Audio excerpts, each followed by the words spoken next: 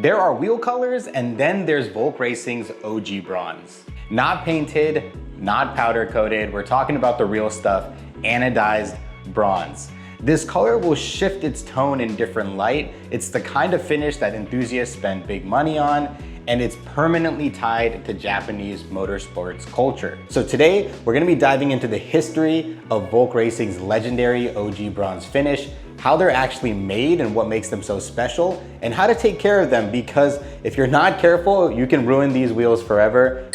And trust me, you don't want to be that guy. If you're into JDM cars, chances are you've dreamed of owning a set of Volk wheels, and honestly, me too. That's why behind me, you'll see my new to me Volk ZE40s, finished in OG bronze, also known as Bronze All Might. Now, don't confuse these with the other bronze colors offered by Volk wheels. There's Shining Bronze, which has a glossy look, and then there's Blast Bronze, which has a matte look.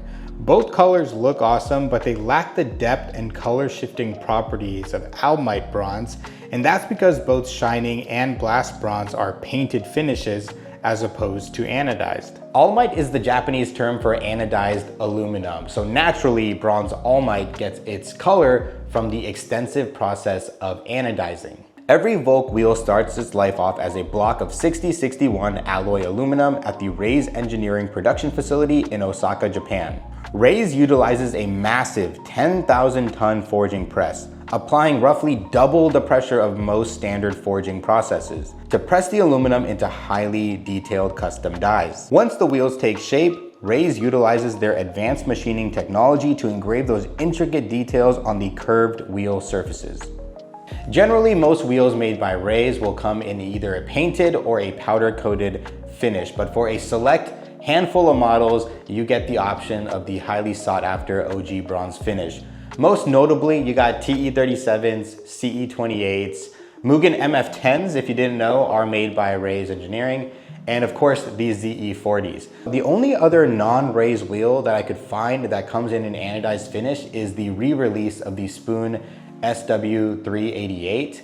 I don't know if there's any other wheels out there, but if there are, and if I missed one, leave a comment below. I'm kind of curious because the Spoon wheels were the only other ones I could find. So what exactly is an anodized finish, and why do you have to be so careful with what chemicals you use to detail wheels that are anodized? Anodizing is essentially a form of highly controlled oxidation. Now, no one really knows how Raise anodizes their wheels, but whether you're anodizing wheels or another aluminum part, the process is pretty much the same. First, the aluminum is thoroughly cleaned to remove any oils, dirt, or contaminants left over from the manufacturing process. The surface has to be perfectly clean before anything else can happen. Next, the aluminum is chemically prepped. This creates a uniform surface so that the final finish stays consistent. Then comes the anodizing process itself. The aluminum is submerged in an acid bath and an electrical current is passed through it. This creates a microscopic layer of aluminum oxide on the surface of the aluminum. After anodizing, the color is added. The oxide layer is filled with tiny pores, and those pores absorb the dye that gives it that unique anodized finish. Once the color is set, it goes through a sealing process that then locks that color in, and it also protects the finish from fading or corrosion in the future. That's why Bronze All Might has so much depth and changes appearance depending on the light. You're not looking at a layer of paint sitting on top of the wheel. You're looking through a translucent anodized layer that's become part of the aluminum itself. So obviously, anodizing wheels adds a ton to the manufacturing process, which is why most manufacturers won't offer an anodized finish. Now, that being said, if you are lucky enough to have a set of anodized wheels, you're gonna wanna make sure you're very careful while detailing them. So here are some tips to make sure that you don't accidentally ruin the anodized finish on your wheels. First and foremost, you're gonna wanna take your time. I know it sounds pretty cliche, but in this scenario, when you have a wheel that has a sensitive finish, you want to make sure that you go one wheel at a time and you don't let any chemicals sit on the wheels for too long. Tip number 2, and this kind of goes in line with tip number 1, which is do not let any chemical that you use completely dry on your wheel. That's a big reason why professional detailers will tell you to never apply these chemicals in direct sunlight, because those chemicals can dry and then etch the anodized finish on your wheels. Tip number 3, you're gonna wanna make sure to use pH neutral cleaning solutions. Something like Geon's iron remover. This stuff is awesome. It works really well. And most importantly, it's safe for your anodized finish. Tip number 4, regardless of what chemical solution you're using to clean your wheels, always test it out on a small spot that's not visible, just in case.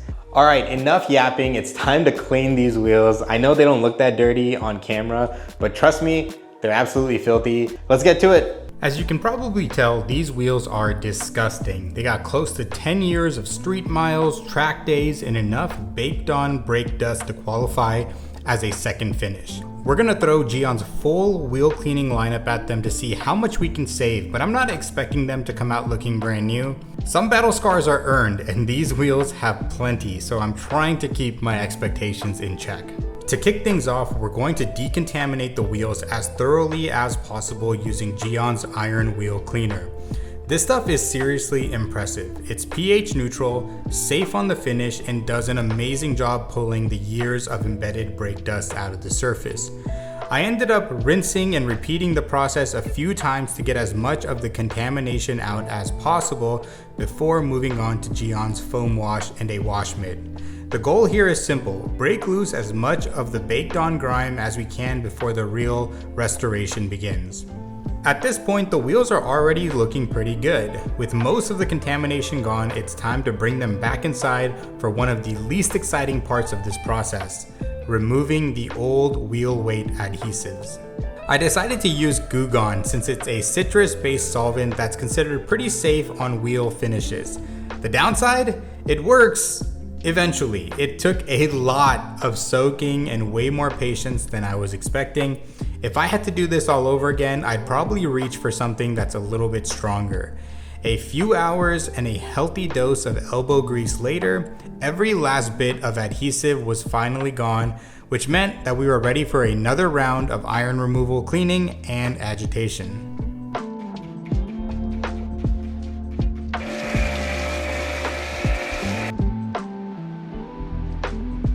Now the wheels are looking incredible compared to where we started, and they're finally ready for the prep stage. Here I'm using Geon Prep to remove any leftover oils or residue from the cleaning process so that the ceramic coating has the best possible surface to bond to. It's also the perfect time to inspect every spoke, barrel, and corner of the wheel to make sure there's not a single patch of grime left behind. With the prep work finished, it's finally time for the fun part: ceramic coating. I'm using Geon Rim, which is specifically designed for wheels and other high heat components like brake calipers. The application is actually pretty straightforward. Apply an even coat, then immediately level it with a microfiber towel. No waiting around for it to flash. Just apply, wipe, and make sure there aren't any high spots left behind. And just look at the difference. After a long but incredibly satisfying restoration process, these wheels came out better than I ever expected. Sure, they got a few rock chips from nearly a decade of spirited driving, but considering where they started, they honestly look just about brand new. All right, it's a bit windier up here than I expected, so we're gonna push through it. It's been a couple weeks since I first ceramic coated these wheels, and I gotta say they're holding up really well. It's been so easy to wash the car, and I got a ton of compliments on the whole setup. I just got back from the S2000 Mega Meet over at Sonoma Raceway, and it was so much fun. I got to meet so many cool S2000 owners, and I was really inspired by a lot of the builds that I saw today.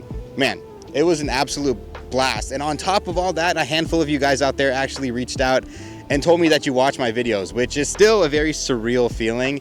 It really makes all this YouTube stuff worth it when you know people appreciate the content you're creating. And yeah, I had an absolute blast at the meet. I can't wait for next year. It was my first S2000 Mega Meet. We got to do parade laps at Sonoma Raceway, which is pretty cool. And overall, it was just such a good time. And I got so much positive feedback on the way the car is sitting right now. And it makes me want to enjoy the hell out of this car even more. So if you guys learned something from today's video, please consider subscribing to the channel. I'm gonna go enjoy the car for a little while. I got a couple free hours. So until next time, peace out, take care, happy 4th of July. Bye.